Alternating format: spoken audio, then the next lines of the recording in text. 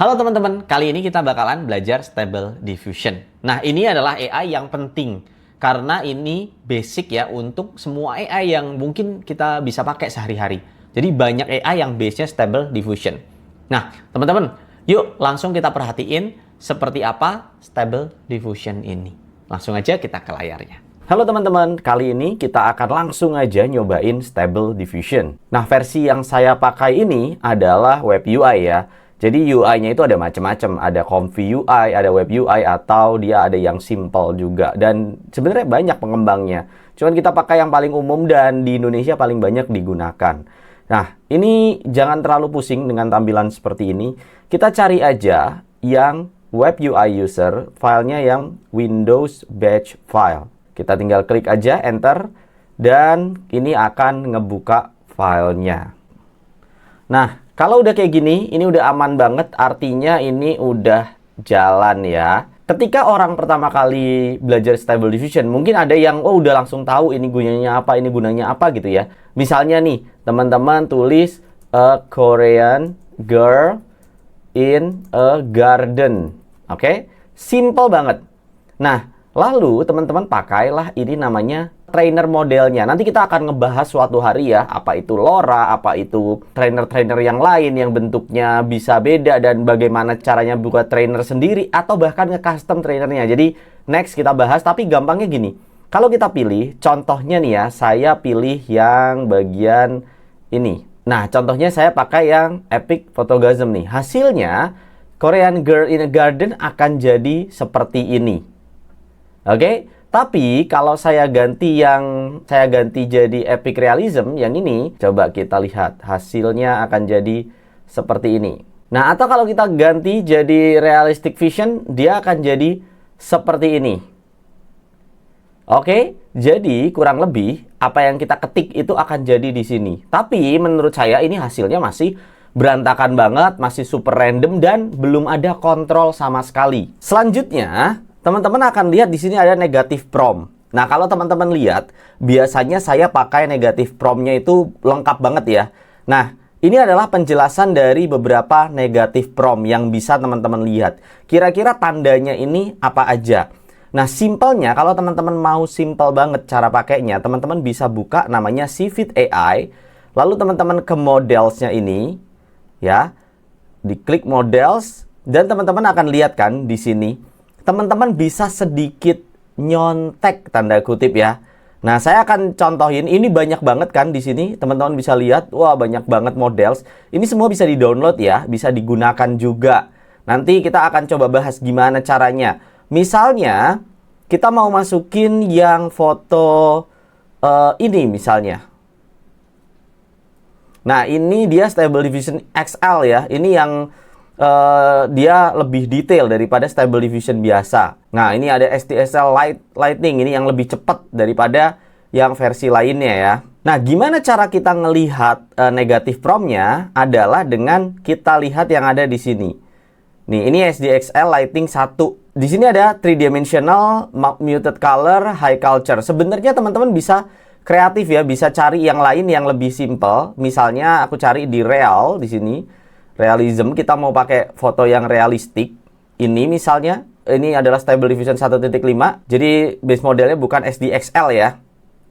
Nah, kita langsung contek aja satu model, contohnya ini. Ini cukup realistis dan bagus.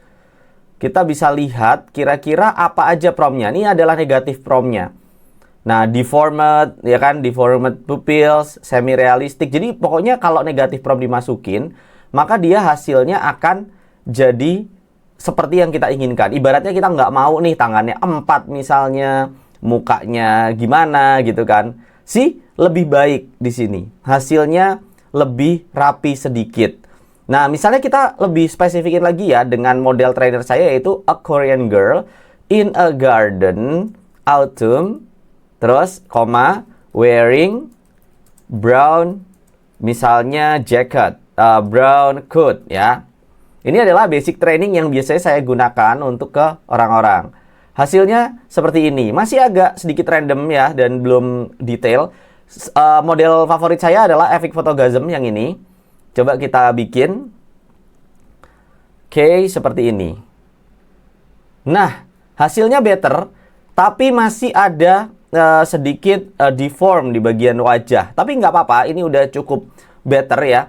Nah, terus teman-teman juga bisa, ini teman-teman ganti seatnya. Apa itu seat? Saya akan jelasin apa itu seat. Nah, seat ini adalah numbers yang kita gunakan untuk menginisialkan generationnya. Jadi kayak bibit di awalnya gitu. Jadi kalau teman-teman nanti gunakan seat yang berbeda, maka hasilnya akan berbeda. Coba kita contohnya kita masukin, ini pakai angka ya, 8, nah. Kita coba nih masukin 4 gambar. Ini adalah angka gambarnya ya teman-teman, batch size. Kita coba masukin. Nah, dicoba aja pelan-pelan, dicoba aja satu persatu. Nggak usah bingung sama fitur yang ada di dalamnya. Dan teman-teman bisa lihat, dengan sheet yang sama, kita bisa lihat muka yang sama di sini. Oke? Nah, ini bisa diganti lagi. Misalnya, beautiful. Beauty Korean girl in an autumn. Oke, wah ini enak sekali ya. Pakai 40-90 nih. Cepet banget ya. Seperti teman-teman lihat, hasilnya udah jauh lebih baik ya. Di sini teman-teman bisa lihat hasilnya cukup detail. Nah, gimana kalau kita ilangin negatif prompt-nya? Bisa aja hasilnya bagus. Dia biasanya hasilnya cukup oke kok. Yuk, kita coba misalnya pakai realistic vision. Kira-kira hasilnya akan seperti apa nih? Tuh, ya hasilnya oke, lumayan. Tapi masih ada kayak, kita misalnya bisa masukin ugly, deform. Terus bisa juga di disfigured, kita masukin, coba kita masukin lagi. Kuncinya adalah teman-teman explore di sini. Explore kira-kira pengennya seperti apa hasilnya. Ini udah jauh lebih baik dari sebelumnya. Hasilnya udah cukup berbentuk. Nah, tapi tetap ya, harus teman-teman gali lagi lebih dalam kira-kira penggunaannya seperti apa biar hasilnya jauh lebih optimal. Oke, kalau udah seperti ini teman-teman, selanjutnya teman-teman tuh sebenarnya bisa mengatur beberapa hal ya. Kayak contohnya di sini ada extension. Teman-teman bisa lihat, extension ini banyak sekali dan teman-teman bisa install dari sini. Contohnya, saya mau install, kita load aja langsung. Teman-teman cari aja, misalnya ini Civit AI ya. Saya coba install, caranya seperti ini. Lalu kita tinggal masukin aja. Kalau udah selesai, nanti setelah diinstal, contohnya ini yang udah saya install nih banyak sekali beberapa. Tapi kalau dibandingkan dengan beberapa yang saya punya di online, itu nggak ada apa-apanya ya. Lengkap banget yang di online punya saya nih. Nah, tapi sekali lagi online itu berbayar dan beberapa kali saya nggak suka. Saya cuma on the go doang. Kalau misalnya di sini mungkin bisa lebih banyak lagi ya. Nah, ini adalah yang saya install nih, Civit AI Browser Plus ya. Jadi saya install di sini. Gunanya apa? Gunanya saya bisa masukin di sini. Ini ada Civit AI Browser Plus. Nah, misalnya saya punya gambar model di sini ya. Saya tinggal copy aja, taruh di sini. Dan ini udah ready buat di-download secara langsung. Oke? Dan ketika kita klik, ini bisa langsung download. Cuman beberapa yang dia menggunakan model-model asusila dan lain-lain tidak bisa di sini ya.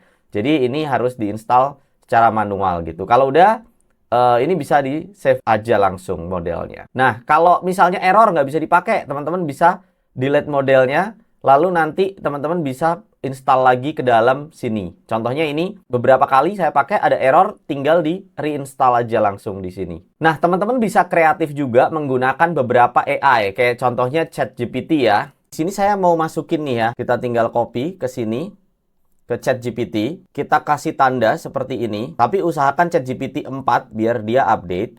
Terus kita minta make a realistic photography from for stable diffusion and negative prompt. Sebenarnya ada extensionnya untuk kita bisa ngebikin langsung ya copy paste kayak gini nih contohnya nih. Tapi itu next kita bahas satu-satu. Yang penting teman-teman ngerti cara kerjanya nih. Kita copy dari a realistic image ini ya, kata-katanya di sini. A realistic image lalalala di sini. Ini belum selesai by the way, nanti bisa ditambahin lagi. Set di sini deform. Ini pakai yang tadi untuk negative prompt-nya. Kita coba lagi. Ya, hasilnya bagus banget dan rapi banget sekarang. Jadi unsur kecantikannya itu udah mulai muncul dan enggak error-error kayak tadi ya. Kita coba lagi generate. Berapa lagi nih? Misalnya 8. Batch size. Sheet-nya mau diganti boleh. Misalnya ganti 37473. Ya, asal aja sebenarnya ya. Tapi teman-teman bisa atur dengan batch-nya teman-teman. Wah, ini 8 image langsung nih. Kita lihat hasilnya ya. Nah, sangat-sangat beautiful. Hasilnya optimal banget. Di sini udah dapet nih. Kita udah punya prompt yang bagus. Lalu kita cek lagi tadi untuk di ChatGPT-nya. Nah, kurang lebih seperti ini ya. Ini hasil dari ChatGPT yang bisa dipakai ya teman-teman.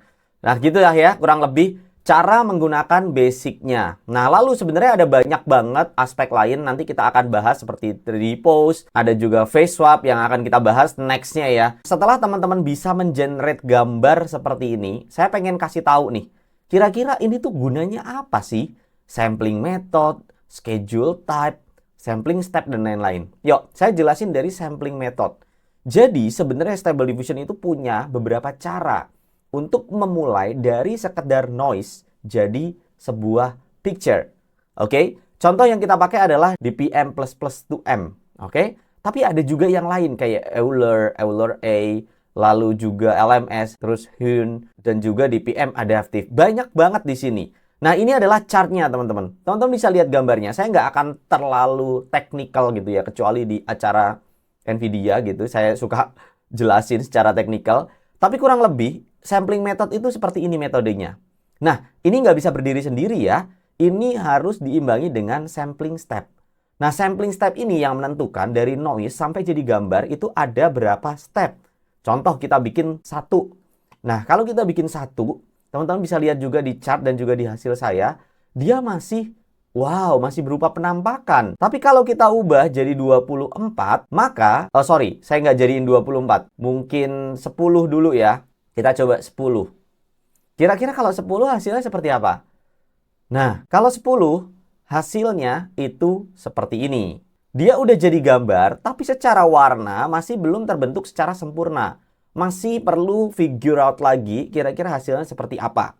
Oke? Nah, tekniknya kurang lebih seperti itu ya teman-teman. Ini buat yang pro mungkin penjelasannya bisa lebih meta, lebih bagus lagi. Cuman kalau teman-teman lihat ini buat pemula penting banget mengerti sampling step sehingga kita membuat angka sampling step yang tepat gitu. Karena angka sampling step itu ada optimalnya ya. Jadi kalau kita terlalu tinggi juga nggak bagus, tapi terlalu rendah juga nggak bagus. Saya akan bikin di angka let's say 50 gitu ya. Lalu kita kurangin aja batch size-nya jadi 2 ya biar cepet. Oke, kita coba di angka 50. Nah, gambar itu ketika terlalu mikir kan, dia akan menciptakan objek-objek baru. Atau dia, kalau teman-teman lihat nih di chart yang sampling method ini, ada beberapa gambar yang dia malah keluar dari vision aslinya. Karena apa? Karena sampling step-nya terlalu banyak. Nah, sedangkan ada gambar-gambar tertentu yang dia makin jauh dari vision aslinya ketika teman-teman banyakin sampling step-nya. Nah, ini adalah gambar-gambar yang udah dibikin dengan sampling step 50. Mungkin ketika dibikin 100 akan beda lagi ya. Nah, ini ada beberapa gambar comparison yang teman-teman bisa lihat ya. Kalau pakai beberapa sampling methodnya, lalu juga ada sampling step-nya. So, jadi kalau misalnya sampling step-nya ini banyak tapi nggak ada perubahan signifikan, nggak ada enhancement signifikan, ya sama-sama aja. Nah, selanjutnya teman-teman kalau mau high res hasilnya langsung, bisa di sini sebenarnya. Tapi beberapa orang itu memanfaatkan upscaler lain ya. Coba kita coba aja langsung, misalnya kita upscale jadi 3 kali atau 2 kali di sini pakai upscaler yang latent ini ya. Ini udah paling sering dipakai orang. Tapi juga bisa pakai yang lain. Ini teman-teman bisa pelajari di internet kira-kira upscaler ini ciri-cirinya seperti apa. Lalu denoising strength-nya biar dia ke denoise itu berapa persen. Itu juga bisa dipelajari satu-satu. Nah, ketika kita coba pakai upscaler, dia hasilnya akan lebih tajam tentunya dan dengan resolusi yang lebih besar. Kenapa nggak langsung tulis di sini aja? Kebanyakan kalau kita tulis di sini, ini kan akan memperbesar area kerjanya. Dan ini akan menimbulkan keanehan-keanehan pada gambarnya. Jadi misalnya nih, kita nggak upscale gitu ya, langsung aja dari sini. Nah, itu akan membuat gambarnya jadi makin aneh. Contoh nih, saya coba di angka 1500 kali 1500 ya. Bisa jadi aneh, bisa jadi enggak ya. Tapi kita coba lihat. Mostly, ketika nggak pakai high res, terus kita paksa aja 1500 kali 1500 seperti ini. Nah, seperti teman-teman lihat di sini, dia malah mengenerate kira-kira, karena ini 3 kali atau 4 kalinya, dia akan mengenerate lebih banyak objek di satu tempat. Jadi, mostly para AI artist Stable Diffusion yang saya lihat hampir semuanya itu pakai base 512-nya mereka ya tetap. Nah, 512 ini kemudian di enhance lagi. Kalau misalnya pakai Phase Swapper, 512-nya ini biasanya langsung jadi 2K tapi lewat Phase Swapper-nya gitu. Jadi mostly ini tetap di 512. Next kita akan bahas nanti tentang upscaler tertentu yang hasilnya bisa optimal banget. Jadi nextnya, kalau mau yang gampangnya ya, pakai aja nih high-res fix, terus naikin jadi berapa kali gitu ya. Cuman angka ini jangan langsung diubah di awal. Kita coba. Nah, lumayan kan sebenarnya hasilnya nggak begitu jelek juga dan juga hasilnya rapi gitu. Cuman nanti nextnya ada beberapa upscaler tertentu yang bisa kita pakai. Yang penting sekarang teman-teman bisa menghasilkan gambar yang bagus dulu nih. Oke, teman-teman, selanjutnya kita bisa bilang yang terakhir, tapi pastinya ke depannya ada topik-topik lain juga ya. Ada satu extension namanya ControlNet. Cara installnya itu seperti ini, teman-teman. Nah, mudah banget ya sebenarnya ya, cuman memang butuh waktu. Nah, setelah teman-teman install ini ControlNet, teman-teman bisa masukin yang namanya reference dari sini. Kayak apa sih reference? Kayak contohnya kita punya gambar sketch human kayak gini. Nah, kita tulis aja woman sit gitu ya. Oke, kita coba cari gambar yang paling bagus. Misalnya adalah gambar, kita cari juga modelnya yang cukup oke ya. Mungkin bisa gambar ini ya. Kita save gambarnya di sini. Oke. Lalu teman-teman bisa open filenya dan edit dulu ya supaya jadi 1:1 biar dia hasilnya optimal. Nah, lalu teman-teman crop misalnya seperti ini. Saya juga crop seperti ini ya. Oke, kita coba, kita save. Nah, kalau udah, kita masuk lagi ke Stable Diffusion kita. Lalu kita masukkan image kita tadi. Ini contohnya seperti ini. Nah, lalu kita di sini ada banyak ya kontrol tipenya apa? Canny, Depth, lalu Shuffle, Open Pose, dan Scribble. Yang paling sering saya pakai adalah Canny, Scribble, Open Pose. Ini dia datanya nih, detailnya. Kayak apa sih data-data Canny? Kayak apa sih Scribble dan Open Pose nih? Nah, bisa dilihat ya. Nah, kita akan pakai coba dulu nih yang Scribble. Nah, lalu kita enable, jangan lupa. Lalu setelah itu, preprosesornya ini dipakein yang, saya pakai yang non, kita coba dulu ya. Lalu kita pakai modelnya ControlNet juga. Nah, ini perlu install by the way. Jadi, harus hati-hati installnya supaya hasilnya bagus. Coba kita tes dulu yuk, kira-kira hasilnya benar atau belum. Seperti teman-teman lihat dari hasil beberapa previewnya, ini udah sama persis ya. Cuman bedanya dia mungkin ini pegang coffee, ini enggak gitu. Kita bisa benerin di sini. A realistic image of beautiful Korean woman standing in a lush during autumn. Holding a cup of coffee boleh juga. Holding a cup of coffee. Nah, coba ya. Kita coba enter lagi. Oke, ini coffee-nya udah mulai dibikin. Tapi mesti teliti ya, takutnya nanti hasilnya dia beda, salah. Nah, tuh tangan tuh paling sensitif banget untuk di Stable Diffusion. Jadi, usahakan untuk teman-teman bisa tangannya dibenerin. Next, kita akan ada preset yang soal tangan. Tapi kita bahas next time ya, karena nggak mungkin cukup waktunya. Teman-teman bisa lihat di sini ya, seperti ini. Nah, kalau kita coba sekarang pakai model lain, kita tinggal delete. Kita pakai yang lain, kita tinggal masukin yang barunya. Nah, ini mesti hati-hati dan teliti banget ya, karena kalau enggak hasilnya akan jadi beda banget. Seperti yang teman-teman lihat, hasilnya udah mendekati banget nih. Ya, meskipun masih perlu di-refine ya, hasilnya berantakan sekali. Kita juga bisa pakai model yang man di sini. Oke, lalu kita coba juga di sini. Ini possible juga kok. Meskipun itu gambarnya cowok, tapi dijadiin cewek, itu juga bisa banget. Oke, ya kurang lebih seperti itulah teman-teman untuk Stable Diffusion kali ini. Semoga teman-teman bisa gunakan ini ya, untuk membuat karya teman-teman ya, yang pastinya hasilnya biar sangat optimal gitu ya. Nah, kurang lebih seperti itu ya teman-teman ya, Stable Diffusion ini agak susah. Ini nggak wajib sebenarnya kalau teman-teman mau pelajarin, tapi kalau teman-teman bisa, ini nice to know banget. Karena kita project banyak sekali menggunakan Stable Diffusion karena apa? Karena license-nya. License-nya dia bisa komersial dan dia juga salah satu features yang paling lengkap, bisa di custom sedemikian rupa dan kita cinta banget sama Stable Diffusion. Ya, kurang lebih seperti itu teman-teman. Sampai ketemu di topik berikutnya.